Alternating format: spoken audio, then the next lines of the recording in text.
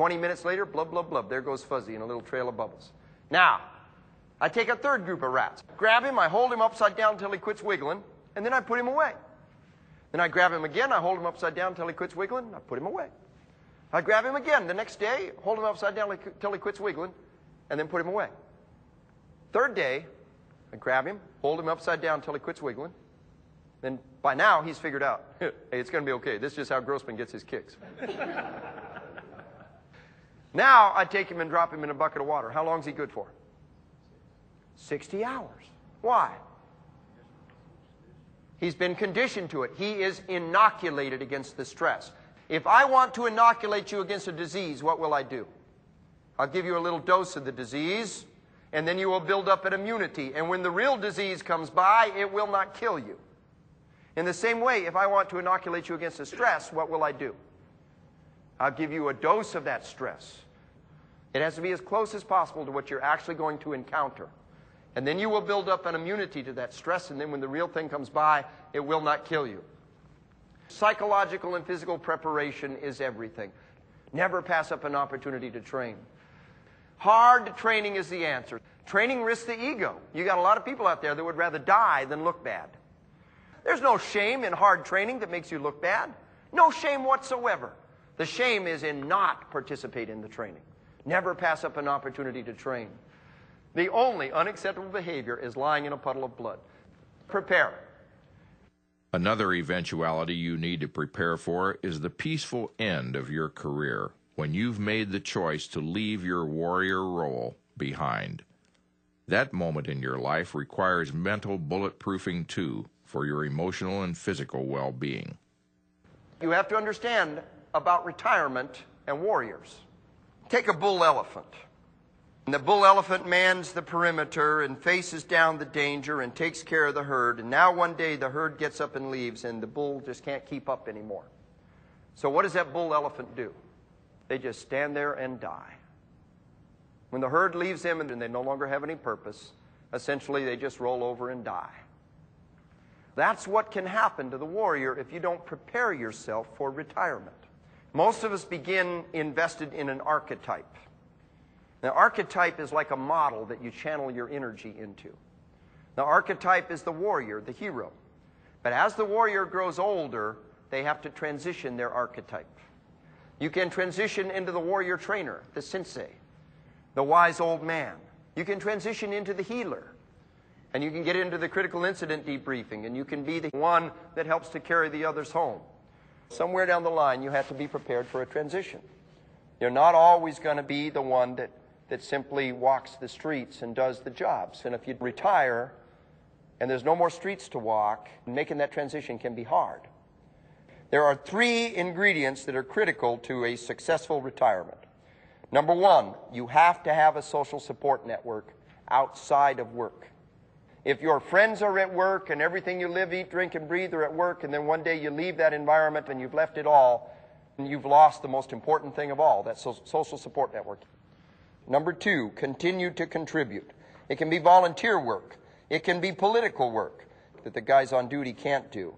You can be the one that goes to the police academy once a year and talks about the particular event that happened to you, and you're able to take your experience and apply it so that the young warriors will learn about that. Finally, you need to have a plan. Just simply sitting on the dock and doing nothing but fish can get boring real fast, and if you don't have the ability to do anything else, it'll kill you.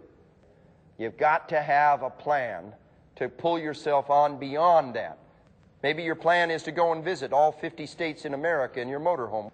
Maybe your plan is to build a house. Maybe your plan is to start a business. All of that's cool. But if you don't have a plan, it'll eat you up. So you need to have a plan. You need to continue to contribute. And you need to be able to have a social support network outside of your work environment. And all of those things have great power. Remember that. You're in a marathon, not a sprint. And the goal becomes to sustain yourself for the long haul, to carry yourself all the way through that long, hard, desperate battle. Think about the things that will sustain us across the years and after our retirement. Now, I got one last war story to make it all come alive to you. It happened on Christmas Eve in 1944. During the Battle of the Bulge, the Nazi SS elements had broken through the American lines, and the Americans are fleeing back in terror.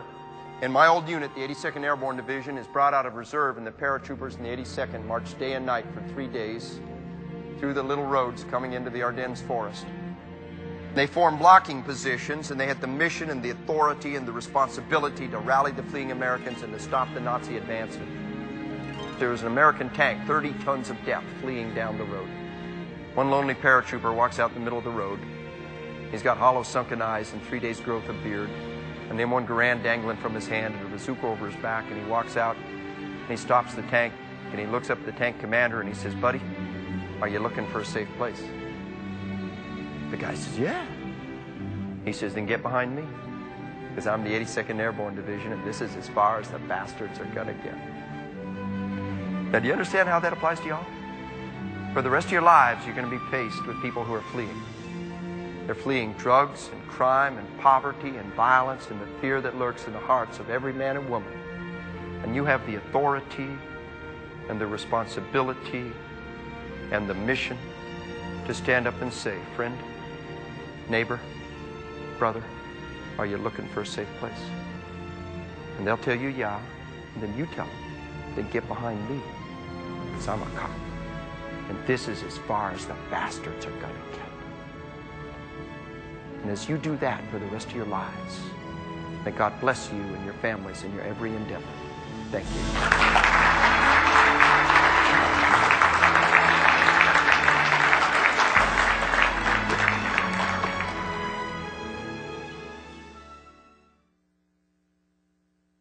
When the action of an armed encounter heats up, so do your body and your mind. How you respond to what happens within you can make the difference between your surviving or your becoming another name on the law enforcement memorial wall. In this portion of the program, Dave Grossman explains the process of stress inoculation as an essential part of bulletproofing your mind. He begins with important findings from a research project he's involved in. Heartbeat monitors are attached to officers who are in simulated combat conditions where they are facing another human being who is intent on killing them. What we're getting is heartbeats that are astounding. What we get is we get heartbeat spikes up to 300 beats per minute. Now that is devastating. We get sustained heartbeats well over 200 beats per minute in many situations in the first engagement. 60 to 80 beats per minute is your normal resting heart rate. And these are very crude figures. For different people, they would vary a lot. 60 to 80 beats per minute is where most of you are at right now. Around 115 beats per minute, you're getting an effect called vasoconstriction. Vaso means veins, right? The veins are the ones that run around the outside. Constriction means they shut down. The arteries are going to open wide open. You're going to hyperventilate, and you're going to fill your muscles full of hyperoxygenated blood. This has two effects. Number one, that incredible burst of strength that becomes possible for brief periods of time. Number two, it has a second survival effect, which is that you can take significant wounds on the perimeter and not have much bleeding. Our bodies are designed to fight off wolves and tigers and slashing, clawing, biting creatures. And we can take some significant wounds out on the perimeter while these veins are shut down and not have much bleeding. A law enforcement officer was telling us about he and his three other officers are in an engagement.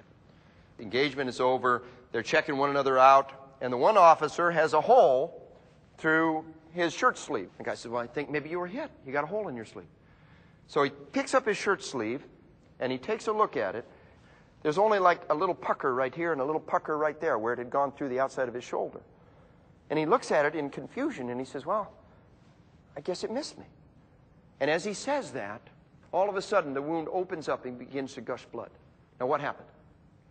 He relaxed, the vasoconstriction stopped, and the vasodilation began. Because understand, one of the backlashes is going to be the opposite effect. And you'll have vasodilation and tremendous potential to lose a lot of blood after the situation. If you don't have a pressure dressing, a nice big thick piece of gauze that you can slap over a wound and sock down just like a combat pressure dressing, then you don't have what you need for the moment of truth. And the only piece of first aid equipment every soldier and Marine carries around are two of these field dressings. One for the entrance wound, one for the exit wound.